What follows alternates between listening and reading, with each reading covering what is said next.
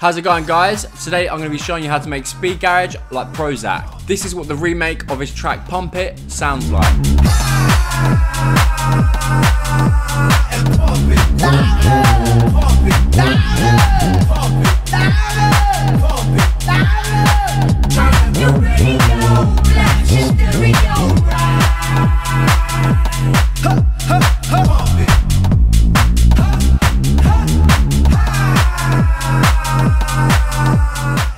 Let's start with drums. All of the drums used in today's track are from my UK Speed Garage pack.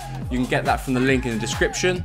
As always, if you want to download this project, you can get that from my Patreon. The link to that is also below. Here's what the drums sound like.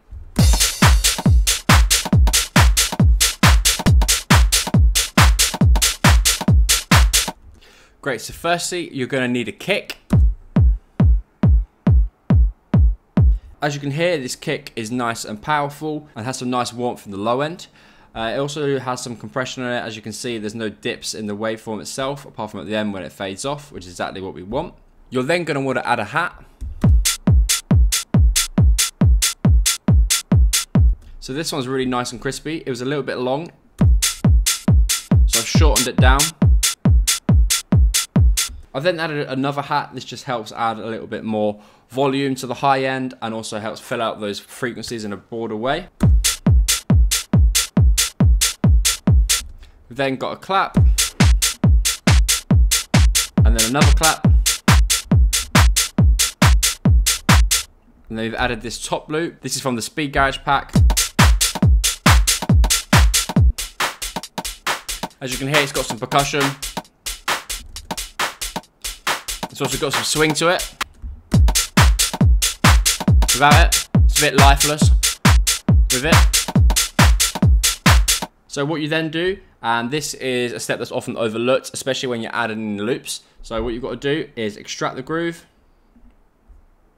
Once it's extracted, then you go to all of your MIDI. So for your clap, your hats, everything but the kick, you go to the groove and then you select that into the groove, and it gives you the same swing as the loop that you've added. I've also just got this crash at the start here. Great, let's move on to the bass. The bass is split into two parts, a call and a response. Let's listen to the call. And now the response. And now let's listen to them together.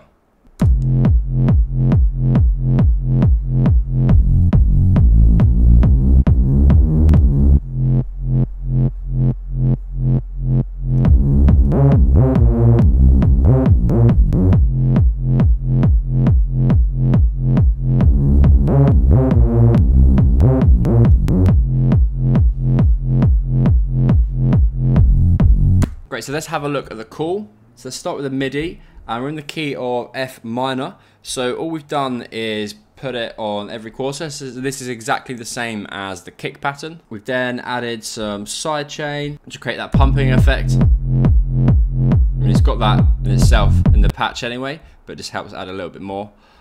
So let's have a look at the patch. I'm going to turn the sidechain off for now.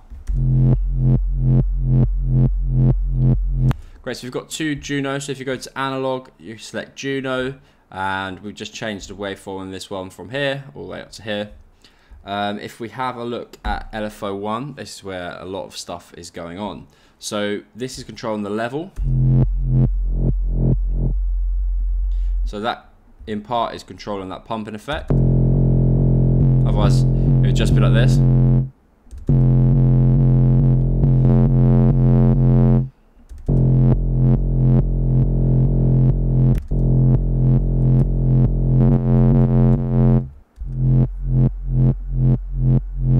So yeah, that's how you create that pumping effect. If we have a look at the effects, we've got some distortion, some EQ boosted in the high end, a multi-band compressor, a delay, some reverb, and a dimension which isn't actually doing anything. So you can just probably turn that off. But yeah, quite a complicated patch. Yeah, so if you want to have a quick look at that and copy it, feel free. Great, once the call is done, we can work on the response. So this is what it sounds like. And then there's a second part. And if we have a look at the patch, it is from my UK Garage Volume 2 pack and is the Reese Powerbank preset. What we've got is 2 saw waves, both pitched down an octave, and these are then detuned -28 and +28. We've also got this sine wave in the sub and this in harmonics 2 in the noise oscillator. And this is turned up slightly with the macro, as well as the cut-offers as well. And yeah, make sure you got it in mono, legato and always, then it helps that sliding effect. In terms of effects, we've got this EQ, which is making a slight dip at about 303 Hertz. Isn't really doing a whole lot, to be honest. We've got this distortion. Could probably do without it. It doesn't make that much of a difference. If we have a look at the notes, so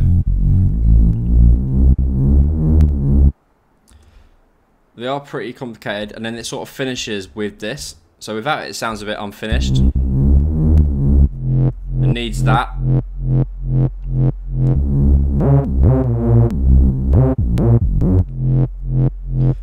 So that's almost like the finishing note. So you could obviously put that on here and it would sound just as good.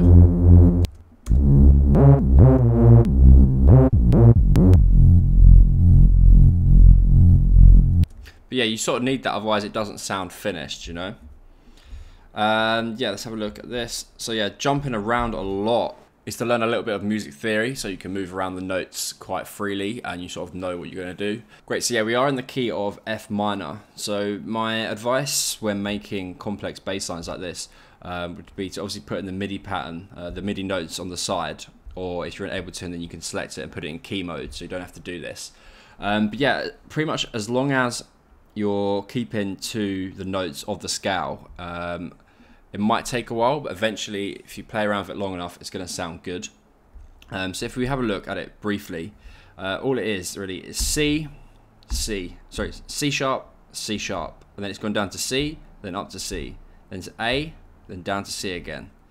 And it's sort of just up to C, and then to A sharp, and to A sharp again. So whatever you're playing down here is sort of matching up here. As you can see, C, C. The only obscure one is this A, which I guess just sounded good.